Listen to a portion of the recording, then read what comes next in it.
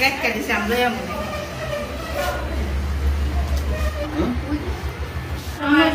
ঠিক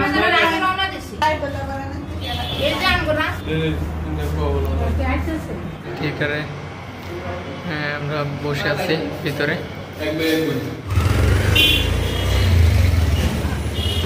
কয়তাল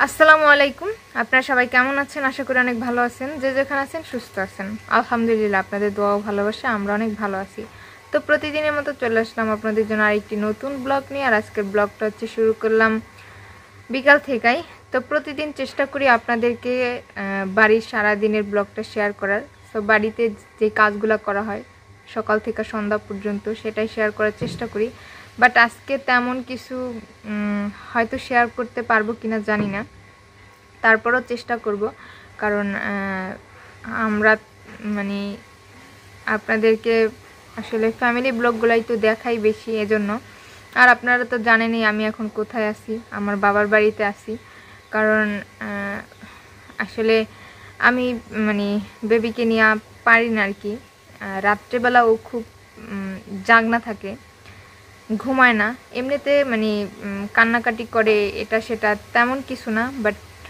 হচ্ছে ঘুমায় না মানে সারা রাত জায়গা কাটায় সকাল হলে হচ্ছে ঘুমায় তো দিনের বেলা সারা দিন ঘুমায় আসলে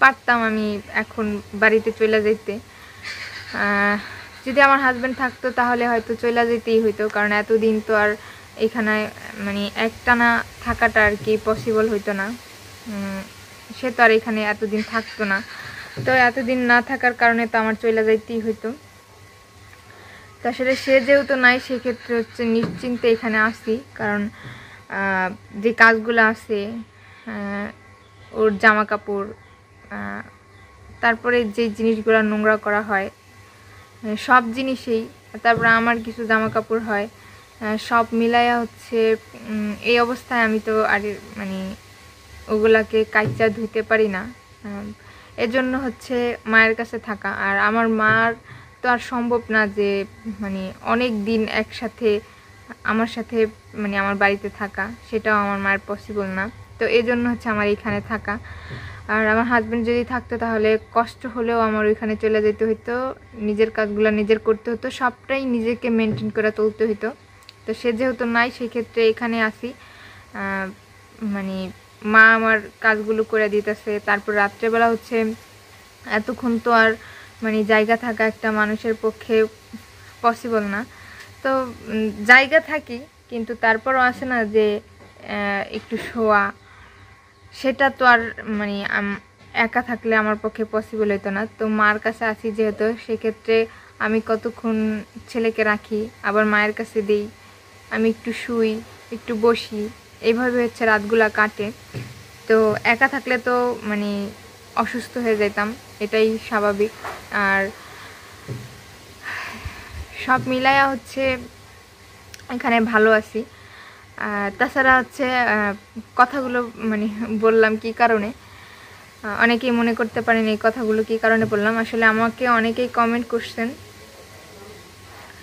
এর আগে একটা ভিডিও দিছিলাম আমার জিনিসপত্রগুলো গুছাইছিলাম সেটার তো অনেকে বলছেন যাবো না যেহেতু কেন এরকম ভিডিও শেয়ার করলাম আসলে সব কিছু গুছগাছ করে রাখতেছি যাবো না যে তা নয় অবশ্যই যাইতে হইব কারণ এই বাড়িতে হচ্ছে আমাদের ঘরে বেশিরভাগ জামা কাপড়ই হচ্ছে আমার জায়গায় জায়গায় রাখা যার কারণে হচ্ছে অন্যেরা নিজেদের জামা কাপড়গুলো রাখতে পারে না সো আমার এই জিনিসপত্রগুলো আর কি কমানো প্রয়োজন নিজের বাড়িতে যায় রাইখা আসাটা দরকার তাহলে এখানে একটু ফ্রি হয় তারপরে গুছায় গাছা রাখার চেষ্টা করতেছি এইখানে ওইখানে সব জিনিস হচ্ছে ছড়াই ছিটায় রয়েছে এক জায়গায় তো আর সবগুলো জিনিস রাখা হয় নাই আর তার থেকেও বড় কথা হচ্ছে আমাকে অনেকে কমেন্ট করছেন যে আসলে আমার বেবি কিভাবে হয়েছে সিজারে না নর্মালে অবশ্য যারা আমার ভিডিওগুলো ফলো করেন যারা প্রতিনিয়ত আমার ভিডিও দেখেন তাদের অবশ্যই জানা যে আসলে আমার বেবি কিভাবে হয়েছে তো আসলে আমার বেবি হয়েছে হচ্ছে সিজারে নর্মালে না কারণ নর্মালে যদি হতো তাহলে হচ্ছে আমি বাড়িতেই থাকতাম আসলে বাড়িতে সারাদিন সারাদিনটা কাটাইছিলাম। তারপর হচ্ছে এখানকার মানে যে ছিল তাকে আয়না বলছিলাম, তবে সে বলছে যে এখনও পসিবল না। সো এই জন্য হচ্ছে সন্ধ্যাবেলা আর কি বাধ্য হয়ে হসপিটালে চলে যেতে হয়েছে আমার। আর হসপিটালে যাওয়ার পরে হচ্ছে আমার কাকি যেহেতু চাকরি করছে সেক্ষেত্রে তার অনেক জায়গায় চেনা জানা ডক্টর। সো আমাদের বাড়িতে যেই অসুস্থ হোক না কেন, যার কোনো ডাক্তার বা কোনো কিছু প্রয়োজন, সেটা হচ্ছে আমার কাকি আগে ডক্টরের সাথে ফোনে কথা বলে তারপরে হচ্ছে আমাদের সেই কাজগুলো করা হয়। আসলে আপনারা অনেকে মনে করতে পারেন, অনেকে আসলে বলেন, মনে করেন না, অনেকে আসলে বলেন যে এই সেই ডাক্তার হয়ে গেছে বাড়িতে, এটা সেটা এই ধরনের কথা বলেন। আসলে থাকতেই পারে, স্বাভাবিক, অস্বাভাবিক কিছু নয়। তো আমার যখন এরকম একটা মানে পজিশন হয়ে গেছে তখন হচ্ছে কাকি ডক্টরকে ফোন করে বলছে। তো আপনারা তো জানেনই আমার বেবি ঈদের 2 দিন আগে হয়েছে। তো ঈদের 2 দিন আগে হয়েছে মানে 27 তারিখ রাত্রেবেলা হয়েছে।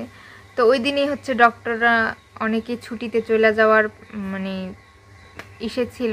তো যারা একটু মানে পরিচিত ডক্টর আমার কাকি, তারপর হচ্ছে তাদের কাছে মনে হয় যে তারা একটু ভালো, তো তারা হচ্ছে চলে যাইতো। তো এই জন্য হচ্ছে কাকি ফোন দিছে। তারপর জানতে পারছে যে মানে রাত্রি 12টার আগ পর্যন্ত থাকবে। সো 12টার পরে হচ্ছে চলে যাইবো ডাক্তার। তারপর হচ্ছে সন্ধ্যাবেলা যখন মাগরিব আজান দেয় তখন আমি বাসা থেকে বেরোই। তো ওই দিন হচ্ছে শরীয়তপুর যাইতো আমার অনেক টাইম লাগছে, যে এখানে হচ্ছে 1 ঘন্টার থেকে হয়তো 10-15 মিনিট সময় লাগে। সেই ক্ষেত্রে ওইখানে যাইতে লাগছে প্রায় 2-2.5 ঘন্টারও বেশি সময় লাগছে। তো যাই হোক, অনেকে বলে যে বিপদের রাস্তা অনেক বড় থাকে। সো সব কিছু ফোনেতে বলে দেওয়া হয়েছে, তারা সব কিছু রেডি করে রাখছিল। আমি যাওয়ার পরে হচ্ছে শুধুমাত্র হয়তো আমাকে 5 থেকে 7 মিনিট সময় দেওয়া হয়েছে রেস্ট নেওয়ার জন্য, কারণ আমি গাড়িতে গেছি, মানে গাড়িতে যাওয়া হচ্ছে খুব টায়ার্ড হয়ে গেছিলাম এই জন্য। তো ওই 5-7 মিনিট হচ্ছে আমাকে স্লাইন দিয়ে একটু রেস্ট নেওয়ার সময় দিছিল। তারপর হচ্ছে ওটিতে নিয়ে গেছে, আর সাথে সাথে হচ্ছে সিজার করানো হয়েছে। তো আমি সেই ভিডিওটা আপনাদেরকে শেয়ার করছিলাম। তো তারপর অনেকে আমাকে এই কমেন্টটা যেহেতু করছেন, তাই আজকে কমেন্টের উত্তরটা দিয়ে দিলাম। আশা করতেছি আপনারা আপনাদের কমেন্টের উত্তর পেয়ে গেছেন।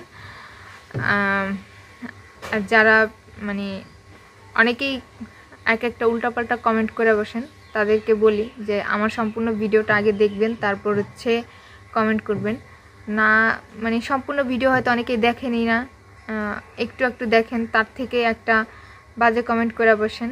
আসলে এটা ঠিক না। যে কোনো বিষয় মানে আগে হচ্ছে ভালো করে মানে দেখবেন, শুনবেন, তারপর হচ্ছে মানুষকে মানে ওই ধরনের কথাই বলবেন যার ক্ষেত্রে যেটা প্রয়োজন। আপনারা দেখা যায় অনেকেই না জেনে না শুনে একটা কথা বইলা বসেন, তো এটা আসলে ঠিক না। তো যাই হোক, অনেক দিন পরে হচ্ছে আজকে একটু বইসা কথা বললাম। এমনিতে যতটুক পারি চেষ্টা করি হচ্ছে আপনাদের সাথে। না কেন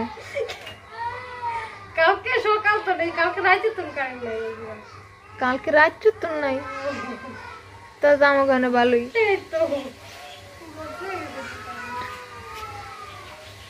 তা আসলে একটু কথা বললাম, কারণ আমাদের এখানে গতকালকে কারেন্ট ছিল না, কারেন্ট একটু ডিস্টার্ব করছিল।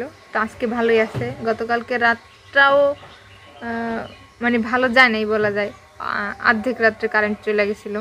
তো মোবাইলটা হচ্ছে চার্জ দিয়ে রাখি, তারপর হচ্ছে রাত্রেবেলা হচ্ছে মোবাইলের ফ্ল্যাশ জ্বালাই রাখতে হয়, কারণ আমার ছেলে হচ্ছে অন্ধকারে থাকতে পারে না। আর কারেন্ট চলে গেলে সে শুয়াও থাকে না, মানে দিনের বেলায়ও না, কারণ কারেন্ট চলে গেলে মানে ফ্যানের বাতাসটা বন্ধ হয়ে যায়, সেও ঘুম থেকে উঠে যায়। ওর হচ্ছে প্রচুর গরম। কানে চলে গেলে মানে শুইবই না, সাথে সাথে উঠে যাব, তারপর হচ্ছে বাতাস করতে হয়। তো যাই হোক, অনেক কথাই বলে ফেললাম। এতদিন চেষ্টা করছি আপনাদেরকে আমার ছেলেকে নিয়েও বাড়ির ব্লগগুলো দেওয়ার চেষ্টাই করছি। আজকেও মানে চেষ্টা করলে অবশ্যই হয়তো, যে কোনো একটা কাজ চেষ্টা করলেই করা যায়, কিন্তু অনেক দিন যাবত এই কমেন্টটা বেশি আসতেছে যে আসলে আমার বেবি সিজার হয়েছে না নর্মালি হয়েছে। তো এই জন্য হচ্ছে ভাবলাম আজকে একটু খোলাখুলি আপনাদেরকে কমেন্টের উত্তরটা দিই।